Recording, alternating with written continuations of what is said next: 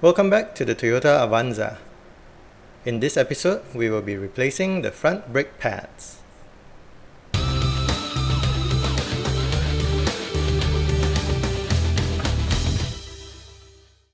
These are the new brake pads from Toyota. Only the brake pads are included, no hardware. It comes in a set of 4, 2 for the left and 2 for the right. Here's everything you need to change the front brake pads on your Toyota Avanza. First, you'll need a floor jack, or you can use the scissor jacks that came with the car. Ideally, you would have jack stands as well, but mine are being occupied by my BMW E30. You need the new brake pads, a breaker bar, a torque wrench.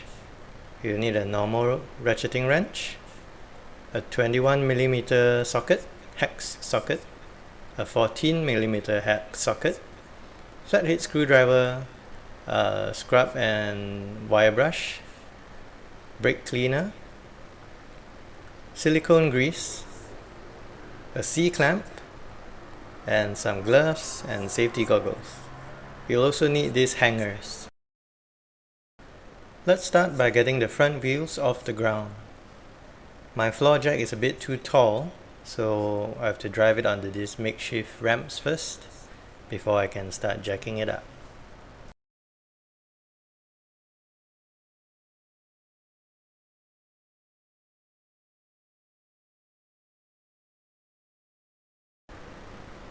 With the car in position and the handbrake engaged, I'll chalk off the rear wheels as an extra precaution.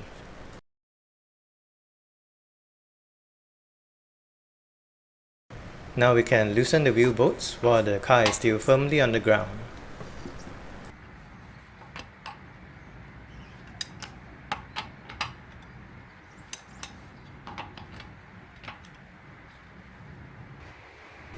With the wheel bolts loosened, now we can jack up the car. The jacking point for the Toyota Avanza is under the engine in front. Make sure your floor jack is well positioned under this spot on the subframe.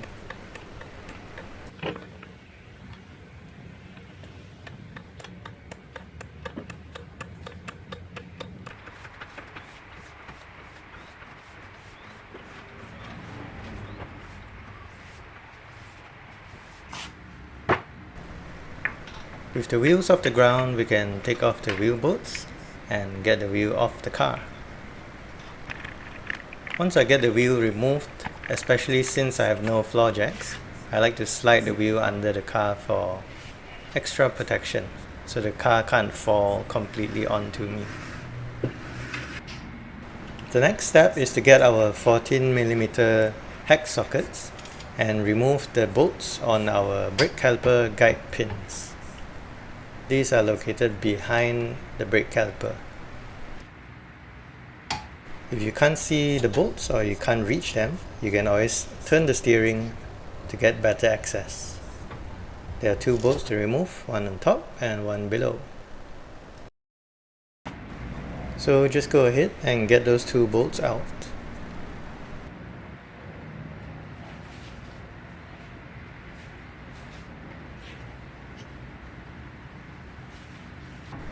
Once the 2 bolts are out, the caliper, or the part that holds the brake piston, can actually be slid off.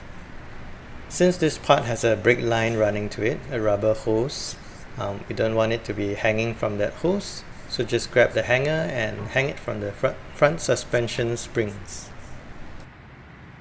Make sure the brake hose is not pinched on anything. Now finally the brake pads are exposed and you can just take them off. This little metal piece is to help make the brake quieter. There will be 2 brake pads, one facing the outside and one facing inside the car.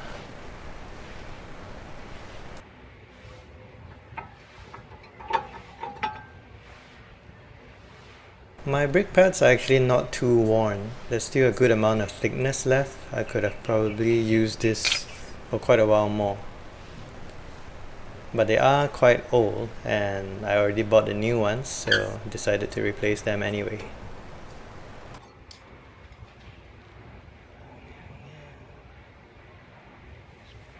This part is kind of optional. Since I had everything removed, I did a quick check on the brake rotors themselves. That's the brake discs. Feel whether there's a deep lip at the edge of it. As you use the brakes, the brake disc will wear out and thin down, and the lip will develop on the edges. Here I'm just checking whether the wheel hub still seems to be fine, spinning well, no looseness and no play.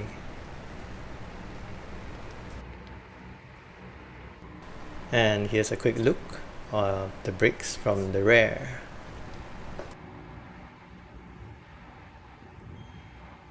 Inspection completed. Now we are getting ready to install the new parts. Since the brake pads only came with literally the pads themselves and none of the hardware like these guide rails or anything else, so we'll just reuse these, but we'll clean them up. Get all the old brake dust and all the dirt and grime all scrubbed off there. Just make sure to be gentle, don't scrub these too hard. Your brake pads will actually be sitting in these guide rails and sliding in and out.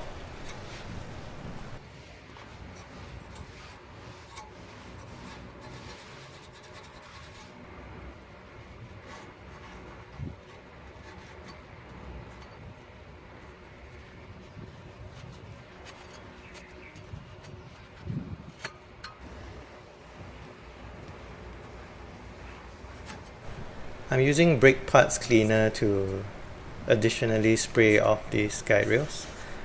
Brake cleaner, it helps you clean, and once it's done it just evaporates without leaving any residue. You don't want any oils left on your brake rotors. Now that the guide rails are clean, I'm applying some silicone grease onto them just to help the new brake pads slide and move more easily.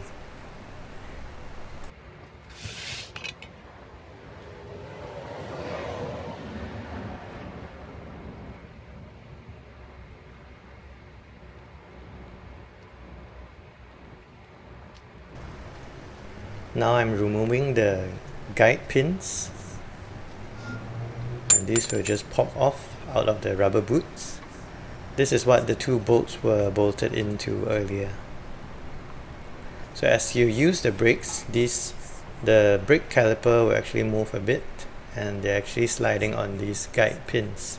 So you want to get them out and get all the old oil and any dirt off of there. Here I'm using brake cleaner again. And now I'm just doing a gentle scrubbing. You don't want to scuff up or scratch these guide pins.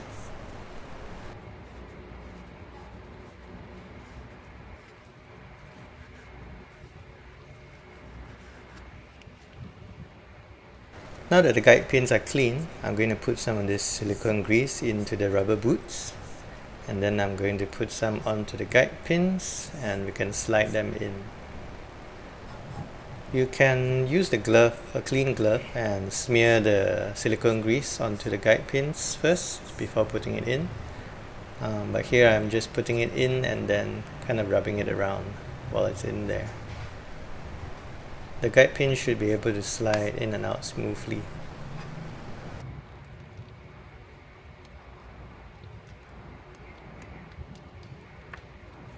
And now we are finally getting the new brake pads out. And before we install them, just do a quick check against the old brake pads. Make sure you've got the right part. You've got part with all the same size, same shape, got all the grooves and notches in the same places, so that you can be sure that it will actually fit onto your brakes. You can also see here that the new pads are thicker than the old ones, but like I said, the old ones not really due for replacement yet. Can still use it for quite a while. So installation is straightforward, just press it in. Make sure you don't get any grease onto the part of the pad that goes onto the brake rotors.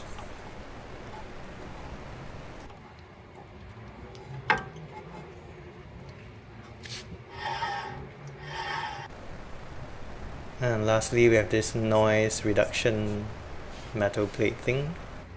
I'm just going to scrub this down a bit and put some silicone grease on it before installation.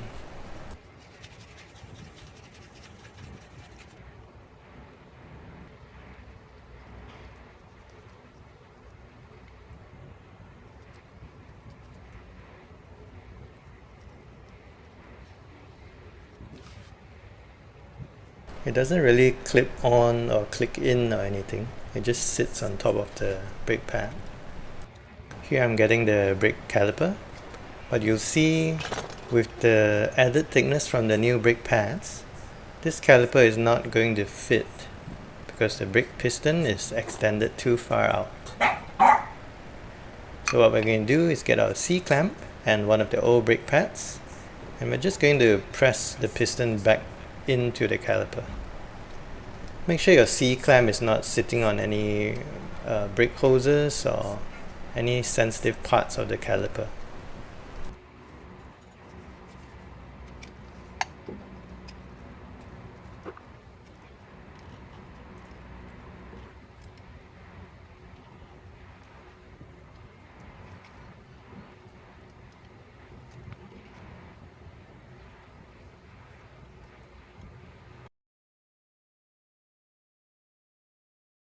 And now you can see the brake caliper is able to slide over the brake pads.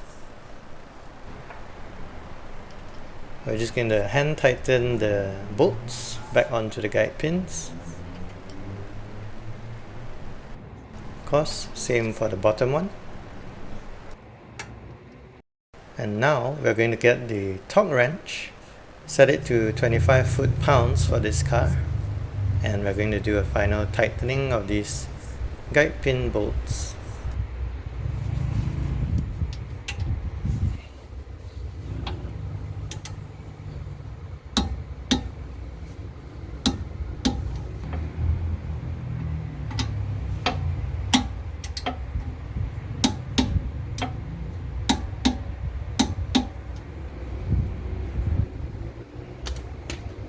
Very important, before you do anything else, is to get in the car and pump the brake pedal a few times.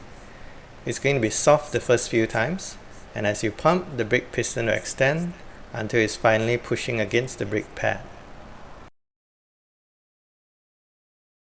So that's the brakes installed. We didn't have to drain the brake fluid or anything. And the last thing to do is just get the wheels back on, do the other side, put the car back down, and you're good to go. With the fresh brake pads, go easy on them for the first few 100 kilometers until the brake pads have adjusted to the shape of your brake rotors.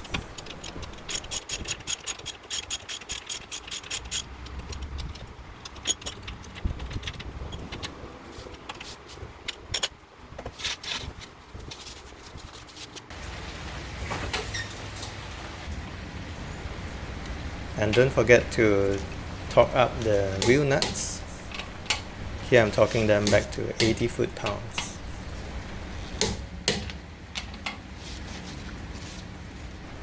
That's it for this episode.